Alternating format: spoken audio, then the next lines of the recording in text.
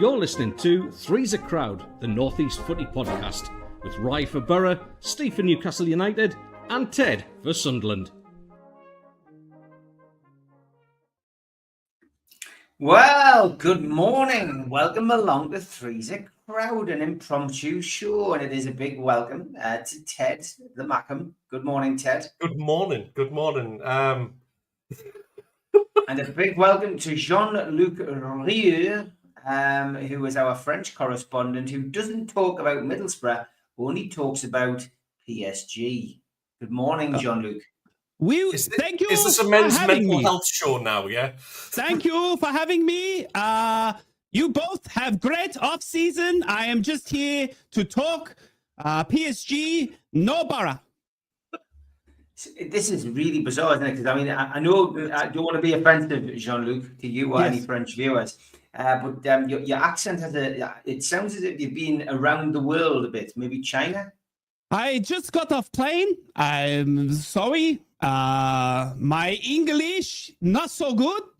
Congrats about Habibi Diarra at Sunderland and Anthony Ilando. Beautiful signings. Mwah. Okay. Yes, exactly. Dirty Sanchez. Exactly. It's I feel like we're witnessing a nasty breakdown. I do as well. I think when call the AA or the RAC. In fact, the AA might be more appropriate. Yes. Anyway, let's talk football. That's what we're here for. An hour of North East football. And Newcastle United and Sunderland and Middlesbrough all had mixed fortunes last year. Newcastle, of course, Carabao Cup winners. Sunderland winning the playoff final to get to Wembley. And Middlesbrough treading water in the Championship and finally getting rid of Michael Carrick. So I guess what we've decided to do today is just have a little bit of a get-together to look ahead to next season. And by the looks of it, Sunderland are going all in to try and stay in the Premier League by spending money. I think that the quote that I used in a WhatsApp group that we are all in was they're going in dry without the Vaseline, Ted. Yeah. I think that's a very, very nice way to put it, to be honest. Yeah. Listen, it's surprised everybody, especially the supporters. We just didn't expect this. And apparently the spending is far from over yet as well. But six quality signs. One, we knew we were going to sign anyway, and Enzo Lefebvre. We knew if we got promoted, that became permanent and automatically became the most expensive sign in the club's history. But then a couple of days later, we go and get Habib Diallo, which is just an absolutely amazing sign. And looking at him yesterday, all right, we've only seen him in one game and it's pre-season, but some of his passing was just sublime.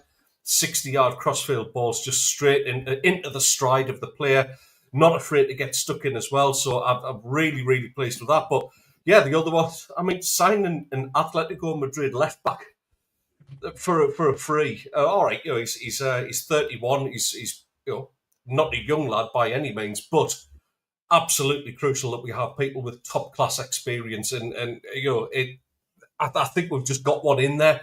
Reinildo. It sounds like I'm saying Ronaldo and I'm from Ashington. Reinildo. Brilliant signing. The others, it remains to be seen. Noah Siddiqui, we don't know an awful lot about. Talby is the same, but Talby comes with a really, really impressive, not so much CV, but a lot of the press across the water seem to rate him very, very highly. So Speakman and obviously the new sporting director, the new football director, have come in and absolutely done the business so far. I'm excited now, Steve. I'm sorry, and Jean-Luc. I'm really excited to see who else is going to come through the door, and let's crack on and get the season started for me. As for your owner, I mean, do you still have that kind of feeling that he is looking to sell the club? Do you think he's decided, oh no, I'm going to keep a hold of it and give it a good go and see where we're at, and if we get relegated, then perhaps I'll make me excuses and leave. What's your feelings on the club ownership? I think he's still probably looking to sell up, Steve, to be honest with you, but the thing that he's done here, you've got to bear in mind that Kirill Louis-Dreyfus is a Harvard graduate. He's a Harvard business graduate, And this is a really, really smart, calculated business risk, what he's doing. Because by spending this, which is, it's intensive treatment that the squads need, that the squad needs, because that championship squad would simply, absolutely, categorically not survive in the Premier League. No two ways about it. What he's doing now is building a side that can finish 17th. And that would be massive success. By having a side that is then, in commas, established, that sell price, Steve, just shoots up in another level. It's kind of that difference between a newly promoted club, potentially a yo-yo club, but if they stay up, he can then start and charge what he likes, because let's face it, the backing is there from the fans, and the fans are completely on board with what they're trying to do. There's a few moans, of course, that they're saying that we're going to be missing half of our side when it goes to the African Cup of Nations, but we'll bridge when we come to it. But yeah, I think there's a potential he's still trying to sell. I just think he's playing a really, really impressive business gamble, Steve. Who are you looking forward to watching this season? Asked Carl. Certainly Habib Diarra, without a shadow of a doubt. I can't wait to see more of him. I'm interested to see how Dan Ballard adapts to the Premier League as well. I've played Sunday League centre of defence myself, and I kind of side with defenders a bit more. So I'll be really interested to see how he does. I think the likes of Lefay, obviously, I think is a built Premiership footballer without a shadow of a doubt. The one that I'm really looking forward to seeing how he does is Wilson. I really can't wait to see how Wilson Isidore does. I think he's more suited to Premier League football than he is to Championship football. So yeah, let's. You guys bored? Yeah, I think out of all of them, Wilson, to be honest, for me, and then Talby, who comes with that impressive reputation from Belgium as well. That's the two I want to see the most. Okay, let's head across to Teesside via France and speak to Jean-Luc. Rye, surely there is some positive news going to come out of Middlesbrough this year. First of all, views on letting your manager go. I'm so happy to be here with you two today on the success that you've both had in this off-season. I love doing a joint Premier League podcast with a championship team. It's so fantastic to see you both spending 50 and 20 mil, just like it's a Friday. That's just me and Ted on the gear that Newcastle and Sunderland are bringing. Adidas. Yep, it's fantastic. I'm so happy to be here. I've got to start. I'll start by trying not to cry. We sacked Michael Carrick. Obviously, it was wild. It was something that the club and that I've been told wasn't predicting, but there were changes that were needed to be made, and Carrick wasn't willing to go ahead with those changes. Some changes to his backroom stuff were mentioned, some changes to his tactical approach, and all this sort of stuff was mentioned to him, and unfortunately Michael wasn't on board to make these changes, and off he popped with Jonathan Woodgate and his brother Graham Carrick as well. We then had what felt like years between not having a manager and getting in Rob Edwards, which, funny enough, all Borough fans knew was going to happen. Rob Edwards has a key relationship with our director of football and Kieran Scott. They've worked together previously at Wolverhampton, and off, the writing was on the wall. We were going to go with Rob Edwards. He was out of work. We've never seen Steve Gibson approach a manager that's in a job. Danny Rowe was touted from Sheffield Wednesday. I've been told that deal was just way too messy with the financial crisis that Sheffield Wednesday are in, so no one was prepared to touch that. We've seen the same at Sheffield United, who wanted to approach Danny Rowe, but that was a bit of too much of a mess. And then obviously Steve Cooper was announced as a target as well, but unfortunately, Steve Cooper is in a job in the FA, and he wasn't willing to give that up to come work for the Borough. So it left Rob Edwards, and Rob Edwards was the man. The big thing that I think has been fantastic is they've gone and looked after him backroom staff-wise. When we approached and appointed Michael Carrick 3 years ago, we didn't give him a backroom staff. He was just Michael Carrick. He came in, he didn't really have a team. It was his first job in management, and he said, unfortunately, that we're going to have to build him. So we got him Jonathan Woodgate. At the time, we got him Aaron Danks, and, off he went sort of thing. And he did really well in that first season. And the next 2 seasons was obviously not up to scratch. We saw an 8th finish and a 10th finish. But this time, Rob Edwards has gotten Adi Vivesh, who was 7 years at Coventry under Mark Robbins as they went through multiple promotions, and Harry Watling, who's a young up-and-coming smart coach. And to be honest with you, with the 3 coaches, the way we've spoken, the way the club's presented them to us, it's been fantastic. We've never seen insight like this. The club, I think, are trying to sell the image that, that we're on track. And I think they can see the criticism of social media, that the toxicity of it all. I've never seen Borough social media as toxic as it has been the past couple of weeks, in terms of not only, just accepting that Rob Edwards is our new gaffer, but then there's been no signings. We've seen Josh Coburn leave for a $5.5 million rumored deal to Millwall.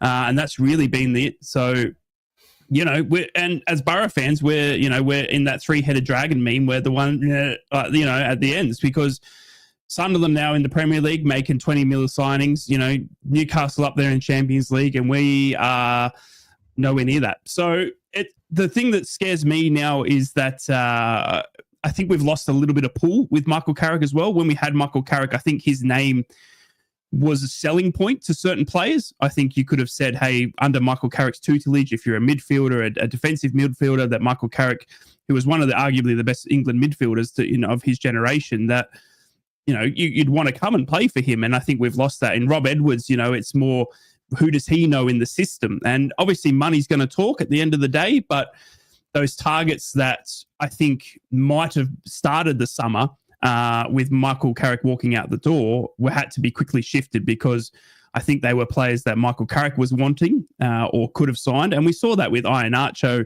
who came in on the back of, speaking to Johnny Evans because they were ex-Man United teammates. So Ben Doak was a signing that Michael Carrick made because he had influences from his Liverpool connections. You know what I mean? And there was little things, all around the thing that Michael Carrick was able to sort of lean on. So look, it's a whole new summer. It's a long way to go for Borough. And that's why we cover PSG now, as well as Middlesbrough. Well, you sound a bit underwhelmed about your new manager. A breath of fresh air maybe is what the club needed. It's, again, the way you've talked about Borough over the last 9 months of the last season. It's been very stale, and it was inevitable. I think Carrick was going to take the responsibility for that. I've said on here quite a few times, I feel sorry for Michael Carrick. I think he's a great coach. I think he's somebody who essentially could have done the job at Middlesbrough, but every season he had the star player sold from beneath his feet. So how can anybody deal with that, right? And is Edwards somebody that gives you that kind of inspiration? Could it be a new broom comes in and finally lights the spark at Borough? I think Rob Edwards is a fresh, young, hungry coach. We've seen him at Luton Town. In that first season when he was appointed, he got Luton up. He beat Sunderland in the playoffs. He beat Coventry and got them into the Premier League. You know what I mean? Which was better than Michael Carrick in his first season. So I think the underwhelming ideology of it is that he got them to the Premier League. It wasn't able to keep them in the Premier League, beat Newcastle along the way though, and then managed to get relegated, obviously. And then what we saw in the last season's championship was utter just yuck from Luton Town. They were one of the worst teams to ever be relegated from Premier League to then appear in the championship again. And I think there's worries that could happen again to Middlesbrough. Middlesbrough, towards the end of last season, was sitting in a very toxic place. And I don't know how to describe it to you, but the football that we were seeing from our Middlesbrough team was lacking of steel, was lacking of passion, was lacking of fight. We had Michael Carrick telling us that these last couple of games don't matter.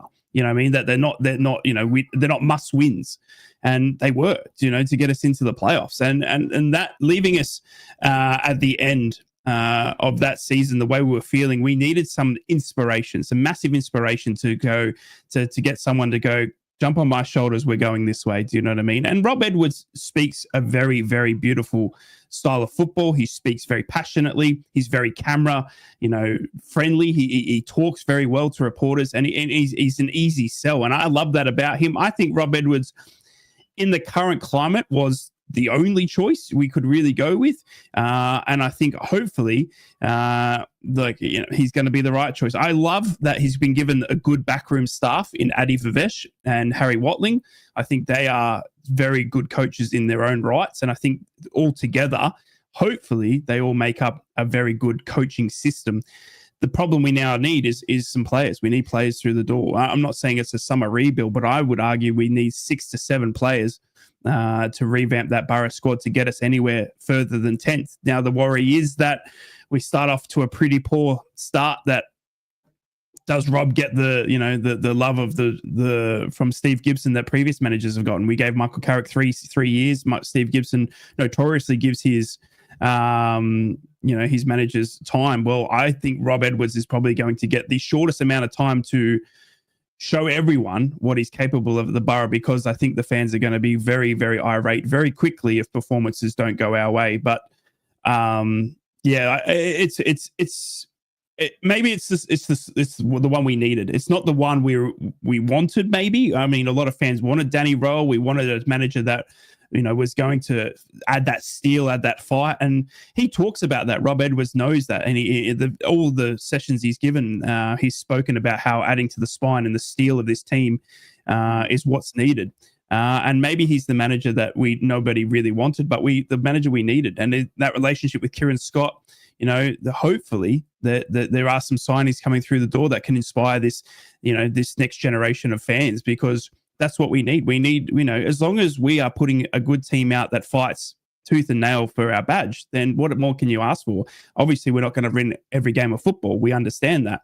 But when there's not 100% commitment or passion on that pitch, that's what we question. And that's what we saw at the end of last season, was a lack of that passion and grit and that fight.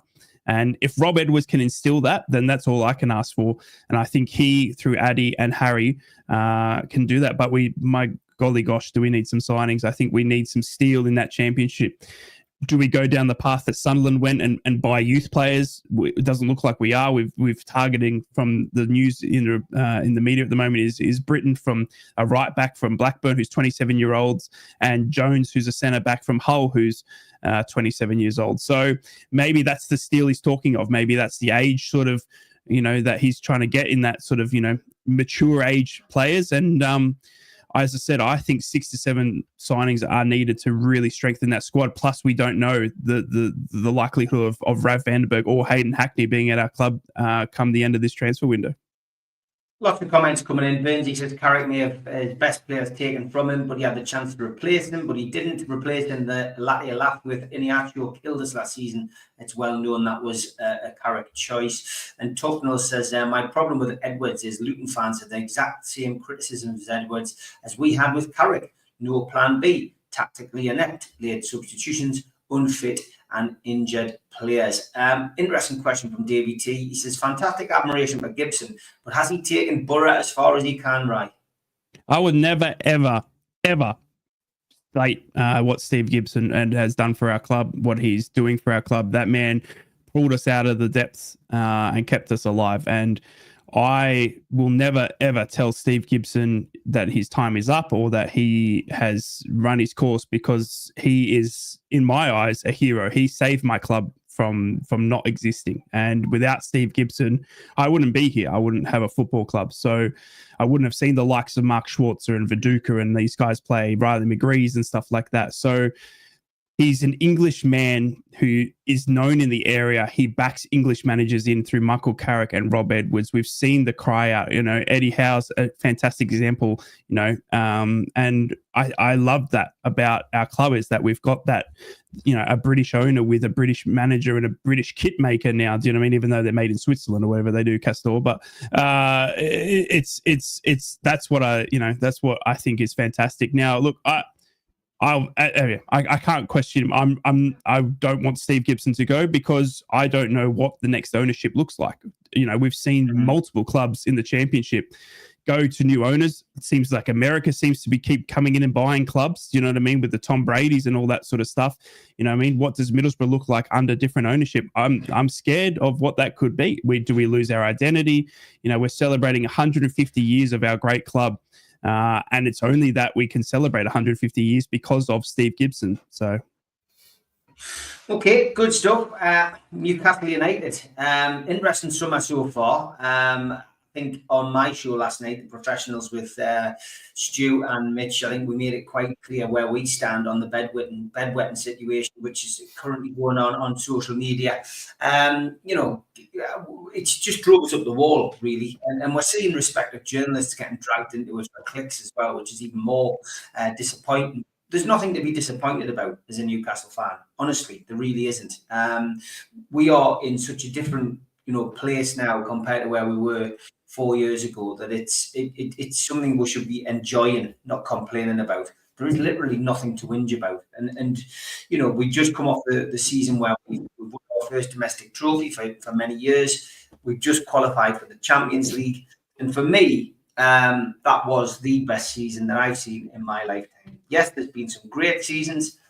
There's been seasons where there's been great games, but to see my team win a trophy, which none of us are entitled to, I hasten to add, was absolutely fantastic. So for me, this summer should not have been a one of discontent. It should have been a one of enjoyment and just relaxation and thinking, bring on the Champions League, whatever happens, happens. Why are people complaining? People are complaining because we've been linked with, so far in the press, thanks to Barry Hogan and his list, 119 players since the opening of the transfer window. Now, I say this time and time again, this is what the media do. The media have to link us with players because that's their job. And Newcastle United, Newcastle United fans do have a thirst for knowledge. They want to know what's going on at their team and their club. So for me personally, to have 119 players linked with Newcastle is good. It shows that people want to come to the club. Agents want their players to move to Newcastle. And, for me to see us being linked with, some of these huge names is great. But that doesn't mean they're going to come. It doesn't mean they're going to land at Newcastle's door. And it doesn't mean we should get our knickers in a twist when Chelsea, for example, come in and sign João Pedro. Pedro clearly was on Newcastle's radar in some way, shape or form. But was he a number one target? Maybe he was one of our targets, but the fact that Chelsea have come in and taken him, the fact that Pedro's ambition is to go to a club where, in his words, Chelsea have won things. They've got a history of winning things. That's why he chose to go there. But ultimately, for me, I just feel, if that's what his ambition is, then he's probably better off at Chelsea rather than Newcastle. I don't understand the negativity around him moving there and people being disappointed.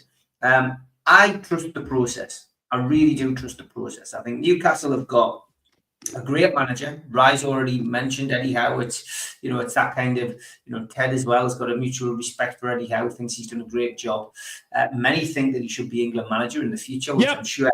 I'm sure a lot of people feel that he should be the England manager, but at the moment he's still got a project at Newcastle United. He's got a project at St James's Park, and he's one of those. He is the glue that holds this whole club together. And there is a respect in that dressing room from those players. The players clearly respect Eddie Howe. And what I like about the Elanga signing is that once it had been announced, and of course people were wetting the bed over the fact that it hadn't been announced. Why isn't it in the papers? Why isn't it?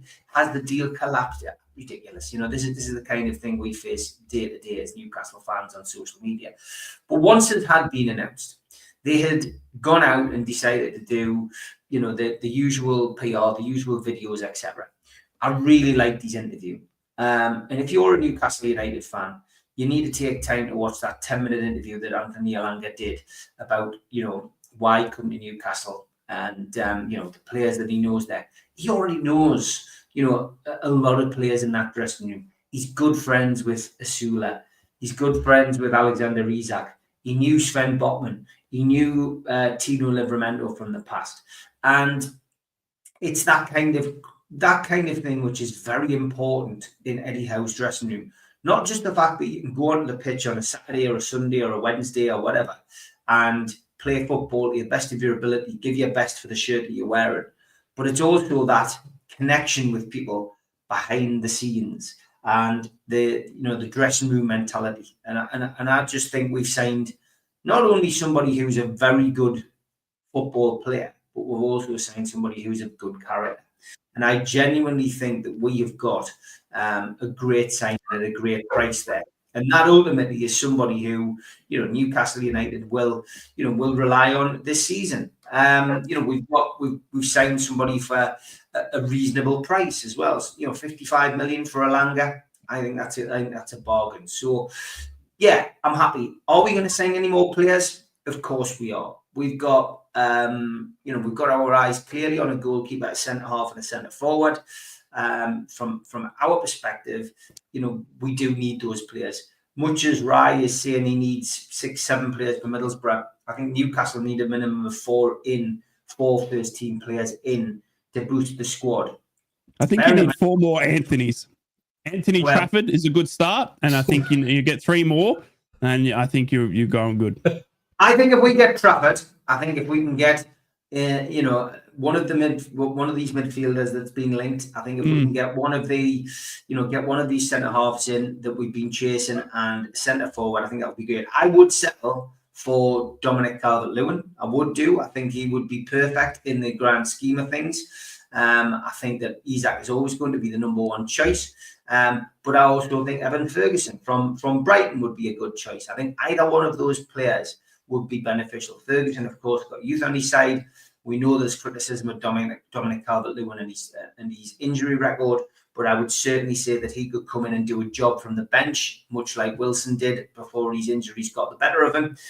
I do like the fact that we've been linked with Gallagher. I think it's a wide left kind of suggestion, but I think he really would be one of those players who could come in and make a hell of a difference.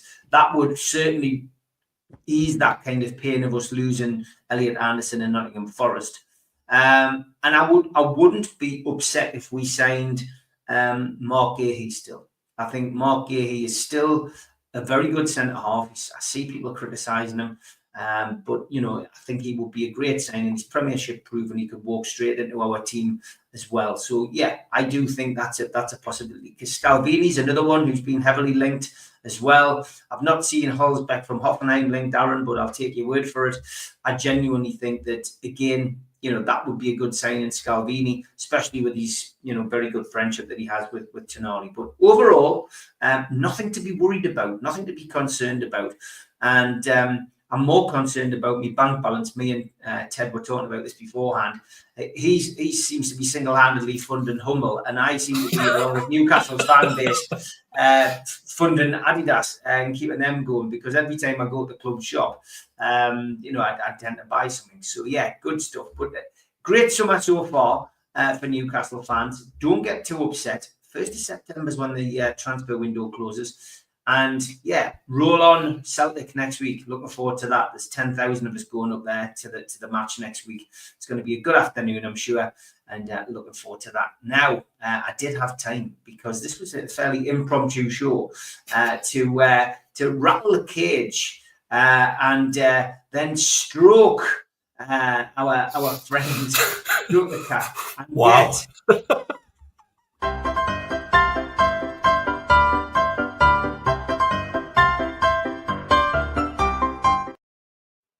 Even managed to find some football ones, lads.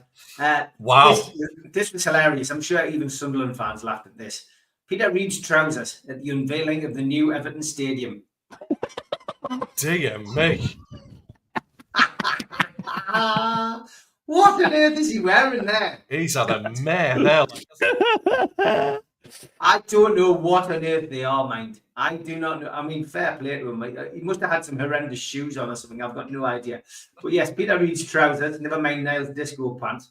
I love people who come up with songs, original songs for players. And this was flying around the internet when Elanga sang for Newcastle. Don't look back, Elanga. I heard you say Excellent. Thank you for that. The Nottingham Forest owner is getting some stick online after the whole thing with Spurs. That's been absolutely hilarious. We're going to talk a little bit about that in the next part of the show. But I did like this. He probably ate Morgan Gibbs White.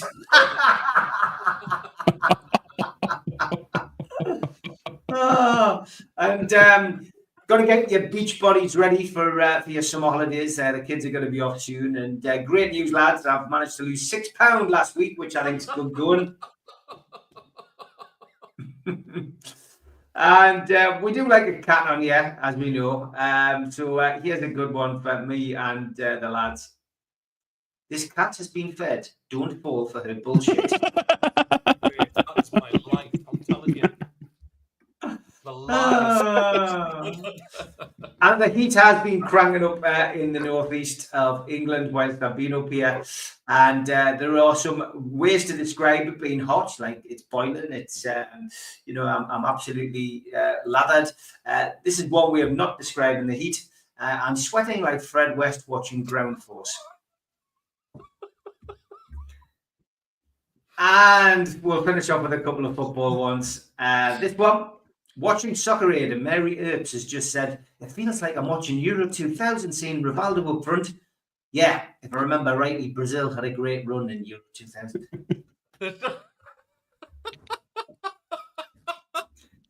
And the winner of our troll of the week is this one. a bit of advice, lads. Never ask a man his salary. Never ask a woman her age. But never ask Manchester City for their financial records between 2009 and 2023. Stage advice. Yes. Great stuff. If you've got any of these, feel free to send them to my email address, nufcmatters1892@gmail.com, and I'll make sure I have them on the show.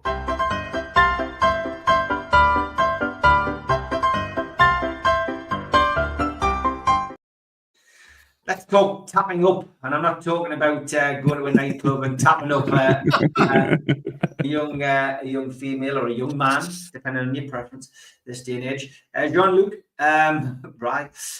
Tapping up. I've never heard about this for years. We come from a generation where people used to go to car parks in motorway services and hand over brown envelopes to get the player. Over the line. And flash the lights. Exactly. But to get a player over the line, I mean, we all know it happened. Some quality managers lost their jobs as well through this kind of process. But this is a fascinating thing that has developed between Nottingham Forest and Spurs this week, where I mean, could it be any more bizarre? And it seems to have a different twist and turn as things go on. So Spurs have come in and they've activated the maximum clause in the contract to basically get Morgan Gibbs White. There's loads of publicity to say that Morgan Gibbs White is then going to be going to Spurs and passing his medical, and then he'll be a Spurs player. But apparently the fee that was activated, which was apparently 60 million, apparently the Forest owner, and this has been reported over the last 24 hours, actually set the clause at 60 million and £1.20. 60 million and £1.20. So it's a very specific price. It's not 60 million. So the only way that anyone could have found that out is if it had been tapped up. So the Forest owner here has played an absolute blinder.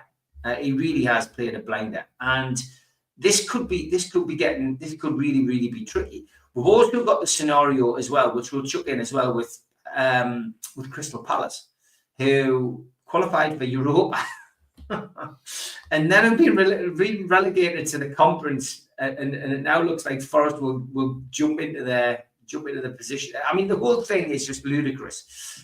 What have you made of all of this, right? Just as a football fan in general. Yeah, it's been crazy this off-season, hasn't it? I mean, with the Club World Cup happening as well. I mean, that's been, no one's been watching that. You know what I mean? But Chelsea seem to be doing well over there, and then you look back at, in local news, and it's just the Forest owner.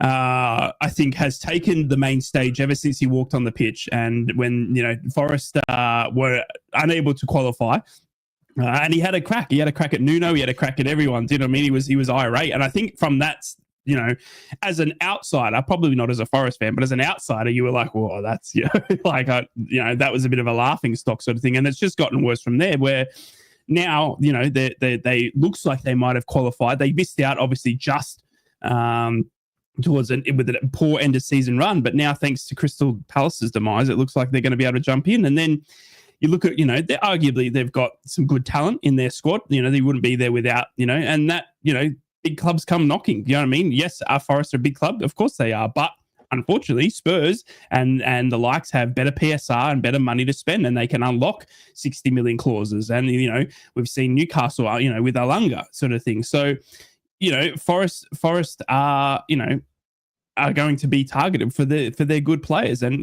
maybe he's, trying to stop that happening. But we all remember when Forest got promoted, how much money they spent, a little too much, and to get where they are now as well. So it's a real interesting one for me, how this owner runs Forest, and what he's dealing with. If he's done a £1.20 add-on, do you know what I mean? Just to be cheeky, then, well played to him. And if Tottenham, but if Tottenham have been, alluded to that, then of course there's some issues there. And then it's the Crystal Palace thing is just wild to me. I mean, that is just so sad as a Crystal Palace fan to go and win the FA Cup. Do you know what I mean? Which is massive for a town like, let's put it, that for me, winning the FA Cup was almost like the Leicester winning the Premier League sort of vibes. I mean, to Crystal Palace to go and beat everyone in England, the likes of Man City, the likes of Newcastle, the likes of Arsenal, the likes, of all these top,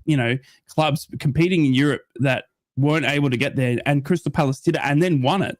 You know what I mean? What a amazing feeling for your fans. And then you're backing on, this summer being, well, we got European football. My God, who can we sign? Who can we do?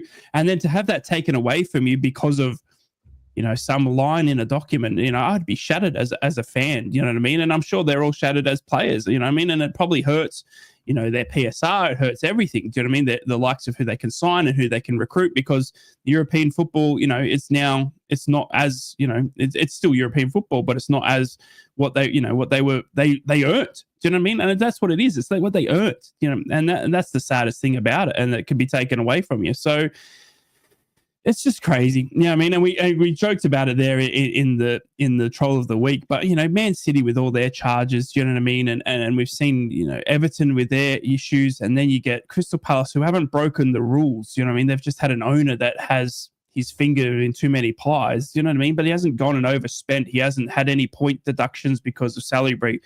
You know what I mean? He followed the rules to the letter, except that he owned, he had his finger in too many pies, and unfortunately that's going to cost the club, dearly. But if you have a look into it, the Crystal Palace argument is quite a fair one. Is that he only owns a certain amount that's hardly anything. Do you know what I mean? He's a very, very wide outsider of an owner, you would say. Do you know what I mean? It's quite a shared sort of thing, as most clubs are these days. So yeah, look, it's sad. It's very sad, and I think Palace will still. I mean, there's legalities there of how much money Palace would be losing by changing. So you then does it go to the courts? Do you know what I mean? And then if it's an argument that if Palace remove it, then, then they've got to fight legal. And then if they get it, then Forest will probably arc up. Do you know what I mean? And they will take it to the courts because of how much money they're missing out on because they didn't make it. So it's really ugly. It should never have gotten to this point. Do you know what I mean? It should have been sorted. I don't know why it takes them to qualify for it to then be looked at. Do you know what I mean? Because it's an argument of, you'll be fine unless you qualify. So it shouldn't have been fine from the get-go. Do you know what I mean? So it's just, it's a messy situation. And the Morgan Gibbs White thing's going to be fantastic. I mean, anyone dealing with Nottingham Forest looks like they're in for a hard line. I mean, I think Newcastle have gotten away very, very well, just getting the Alanga deal done and moving on, because I think Nottingham Forest are going to start digging their heels in a fair bit now over the next couple of months, especially if they're to lose the Gibbs White, but also get European football, have it taken away, get it. It's just going to be very, very messy. Palace should have sorted that ownership issues out before UEFA deadline. Forest did, Palace didn't. That's down to Parish and the board, says Steve Hasty. I mean, this is an interesting situation that's developing here, isn't it? All the time there's something different creeps up. And that situation with Palace in particular, Ted, was it really felt like another sly move by the top six, to protect protect themselves. You know what I mean? It's awful, really. I know. I mean, we talk about this quite often as well, about that kind of top six mafia, if you like, and people kind of probably thinking we should be wearing tinfoil hats, but I'm absolutely convinced that that level of snobbery and exclusivity definitely exists. I mean, as much as I'm not a fan of Forest's owner, I can kind of see, why he reacts the way he does, as like sort of, they're trying to break that sort of entitled cycle. I sent a message to you lads about about the financial fair play. Chelsea getting fined like 25 million. Wait, Sunderland may as well just go for broke. We'll just take the fine, because if we spend what we need to spend to stay up, then it's worth it. 25 million's now at the end of the day. It's in the grand scheme of things to a football club. So there's a lot of kind of unfairness going on with it. Having said that, the Forest owner, oh my God, he's like an influencer. He's convinced he's the main character in all of this. I think ultimately that might start to put players off joining Forest, to be honest with you, and might see a few more wanting to leave, because he's painting a very, very good and a very well-respected club, and rightly so, a massive club as well, but he's painting it out to be like some sort of pantomime at the minute, and it's just the underhand kind of like just sly tactics. Palace, yeah, I tend to agree. They probably should have had all their stuff in order. They're a team that's on the up in the Premier League, and it wasn't going to be too long before they were challenging for a European spot anyway. So why not have your ducks in a row and conduct yourselves professionally, not just leave it to chance and go, oh, we won, what do we do now? That also looks a bit amateur. I don't have an awful lot of sympathy for them as a club. For their fans, I do, obviously, because they're expecting a decent level of European competition. Then all of a sudden they're in the European Sunday League instead, which is just one last thing on the tapping up as well. I think Stan Collymore must have been tapped up as well for a transfer, because he spent a lot of time in car parks, didn't he, Steve? Allegedly. Yeah. Yeah, Thursday night in Moldova, Azerbaijan. Good luck, Palace. Yeah, that's the thing with European football. Let's lighten the mood a little bit and just have a chat about what you do in the summer when there's no football, lads. I mean, have you been getting your fix, Rye, of the World Club Cup or whatever it's called? Have you been watching the women's football? Or have you been watching the cricket? Is there any good Australian cricket on over the summer? No. I'll tell you what I've been doing. I've been watching Wimbledon. I've enjoyed the tennis. The tennis has been superb. It really has, especially the fact that we've had quite a few successful Brits getting through, past the first couple of days, which is always nice. But then, I've got the Golf Open to look forward to. I've completely avoided the World Club Championships. I've just avoided it like the plague. I'm delighted it's taking place with all of our rivals having to play their best players in a competition run and financed by the Saudis. It's a great plan by Newcastle to win the Premier League, getting everybody else absolutely shattered. So when it comes to August, we'll play all the top teams first. Maybe we're working with the Premier League now. But anyway, yeah, I've avoided that. What have you been watching there, right? Yeah, I've just resulted back to my local sport in the AFL. I love the Adelaide Crows here, local football team. So obviously I get that to watch every weekend. But look, I just go stir crazy. I mean, I'm trying, refreshing all the pages, trying to see what's news for Borough and stuff like that. I watched a couple of old games, in my past as well. I've avoided the Club World Cup. Couldn't pay me enough money to watch what's ever going on there. I couldn't even tell you. I know Pedro scored because, Newcastle fans on social media were lighting it up, sort of thing. So it was, I'm going crazy. I'm pulling my hair out. It's probably resulted in, in why I dressed up, coming onto stream. When John Luke was here, and while I was late. So yeah, look, it's wild without football. It feels, it's only 2 months or so, but it feels, forever as a fan. But for some of the players, you've got to, you're absolutely right. I mean, some of those players, and look, let's put rivalries aside and stuff like this. Some of those players are going, if they're good enough, they're going from Club World Cup into a full Premier League season into next year's World Cup. I mean, there is no break whatsoever there. And I mean, you talk about the rate of injuries, you talk about the amount of football these kids, and they are kids, are playing these days.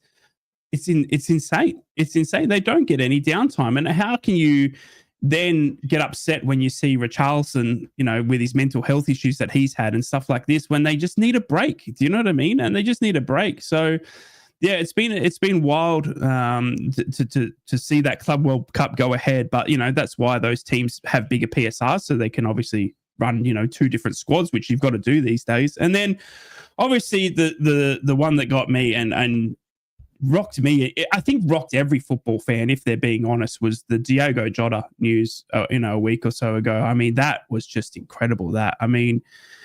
To have his wedding with his 3 children the week before with his childhood sweetheart, to hearing that he was meant to fly back to Liverpool, but he couldn't because of his injuries. So that's why he was driving back, and they've had it punctured. And then, yeah, it was just incredible to see that. And that was just, as not even as anyone that's connected to Liverpool, but just as a football fan, that was just heart-wrenching to see that. And you don't wish that on any footballing person in the world. So yeah, I think that it's been a crazy summer. I think we're still very much in the thick of it, if not at the start of it. I think there's a lot more to come.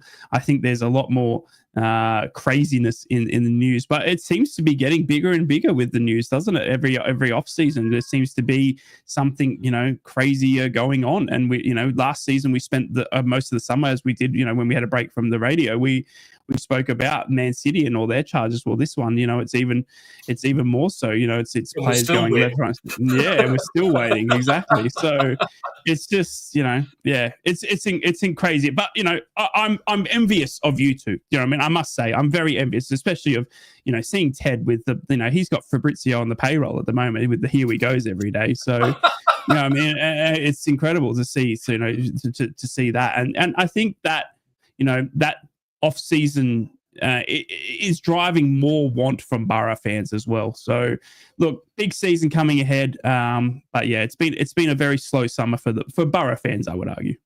Nigel wants to know if you've been watching any of the British and Irish Lions down under, right?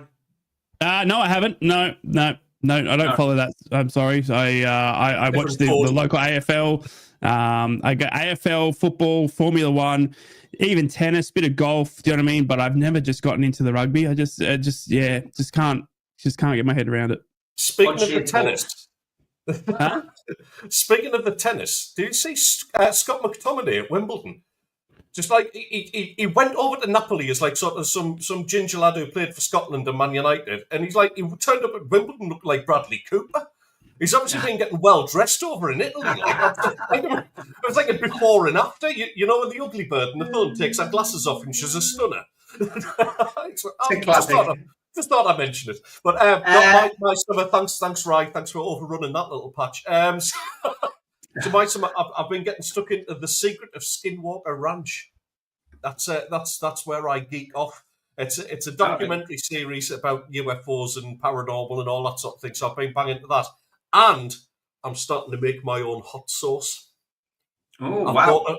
I've bought a fermenter, and I'm going to be turning out some of my own. I'm going for a mythical Greek thing, because obviously I live in Cyprus. You've got to go with that. So I'm gonna mark it, and I'm going to call it Zeus Juice. Yeah, right. Okay, very good. I'll let you know about that once it's underway. I'm picturing some kind of like Cypriot statue with them, which is basically leaking juice. Yeah, that would be interesting. Yeah, I'm picturing Breaking Bad, like in a caravan cooking something that he shouldn't be. So just to be tiny whiteys. I'm on a diet as well, and I'm on a diet because the doctor's told us off. Yeah, thanks for sending the photograph in for Troll of the Week. Yeah, that was good. John Richardson says Chelsea's got 50 plus players. Man City the same. There won't be any fatigue in their squad. Craig says I see the Premier League pulling teams out of the League Cup due to WCC and European commitments to get around all the games. They'll push money tournaments to the top. Aaron Robson says let's talk about who's playing for Sunderland when the AFCON Cup is on. Is that a worry, Ted? No, to be honest. I mean, you can't have 8 teams in the final. So some of them are going to be away for 3 games and that's it. They're going to be back. So I'm not overly worried. We're still very, very early doors in the transfer window as well. But we've still got pretty much all of the existing midfield, bar obviously Job, who's definitely not taken after his brother at all and gone to the club that his brother used to play for. I think we have had their pants down with the transfer fee, by the way. I genuinely do. I think that's been a great bit of business. But yeah, listen, let's see. We're not done with the signings yet. Next week, I believe there's going to be at least 2 defenders added to the squad, probably a goalkeeper and probably a striker as well. So what about outgoings? I see Bellingham go, right, but now I look at the likes of Chris Rigg, Luke O'Nien, who obviously is out with his shoulder, the Patterson and even Isidore, if you were to go and sign a couple of decent strikers ahead of him, which you think you would. I mean, what do you see for the likes of Chris Rigg, who I think arguably had a great breakout season, one of the young and up and coming stars, but it looks like now, I mean, he wasn't even featured yesterday. No, he had a knock. Apparently, no, okay. He wasn't ready to play yet. So he was there. He was there with the rest of the squad. I think what we've got to bear in mind with Chrissy Rigg is, he did all right. He did fine in the Championship last season, but it's a massive, massive step up, and he's not going to get the same amount of playing time this season. I think he's still an important member of the squad to have in there to bring on his development, but he's just not going to get the same playing time on account of his age, really. I think given maybe a couple of years, if we manage to stay in the Premier League, then, given that experience and given that time, I don't think he'll go out on loan or anything like that. I don't think we'll look to ship him out. The most of the shipping out will be done in terms of anybody who was involved in that under-21s game against Gateshead yesterday. That Regis Lebris has confirmed that they are free to look for other clubs. Aushish has already gone to Aberdeen on a season-long loan. But the likes of Barr, I mean, he's never going to make the grade, to be honest. Like, we've been so wasteful. Hemia, just, I've seen Hemia's barn door, and it's absolutely spotless. He's not a striker for me. So, yeah, there's going to be some moving out. There'll be a lot of loan deals. I wouldn't be massively surprised, mate, if we see O'Nien turn up at Borough. I really wouldn't, because as much as he is Mr. Sunderland, VAR would absolutely ruin his game. He just wouldn't get away with anything, and he does at Championship level. He's a very, very inspirational figure. He's a great guy around the changing room, and I think somebody like Borough could get a lot out of him. So wouldn't be surprised to see a move there, especially when we're going to strengthen there. Do I see anybody else going? There's a rumour that PSV were sniffing around Mundle. I can't see him going abroad again. Yeah, they've got Champions League football, but I don't know. I think he'd fancy the Premier League personally. I think that's where you'd want to be. PSV are a massive club, don't get us wrong, but yeah, you're not going to fancy that. Patterson remains to be seen. Yeah, I mean, apparently we weren't ever in for Petrovic, the Chelsea goalkeeper. He's gone to Bournemouth now. Be interested to see what happened. I think they need to bring in a really, really good second choice keeper and really push Patterson. So there's rumours that we're after one of the lads from Wolves, who our new goalkeeping coach has already worked with. So yeah, other than that, we'll just continue to beat Leeds to all their signings and happy days. Sean Longstaff? Look, I like him. I've always said on the show that I like Sean Longstaff, but I'm in the minority of fans, Steve, that would accept him. It's that whole, I suppose it's the Lee Clark thing all over again. We're very, very reticent to kind of accept Geordie's in the team now, especially after Michael Chopra. I mean, good grief. Intentionally missing against Newcastle. Oh, yes, I'm sure he is, yes. Yeah. Listen, I don't think he'll end up at Sunderland. I think he'd be a quality signing for pretty much anybody in that bottom half of the Premier League. But the rumour, I think he's off to Burnley by the sounds of things. Yeah, Leeds, Burnley, there's lots of links. I mean, he played yesterday behind closed doors game against Carlisle. He scored. One would imagine there would have been scouts and whatever there from different clubs watching him. So I would imagine that could probably go through in some way, shape or form this week. But I still think he's got a lot to offer to a team who maybe has just got promoted to the Premier League. I genuinely think 100% he will be one of those players who will be on his way out. We will wait and see. So coming to the end of the show, can I just thank everybody who's tuned in across all of our channels and across Twitter today. 548 watching live. Thank you for staying with us through the whole show. We will be liaising on our WhatsApp group to decide when we come back. It won't be long because it's all about trying to fit it in amongst our busy lives. But we hope to continue at least once a week throughout the season. But for now, thank you to Ted, thank you to Rai, thanks to everybody for watching. Look forward to seeing you on the next episode of Three's a Crowd. Take care. See you all. Three's a Crowd podcast will return. That's not a threat, it's a promise.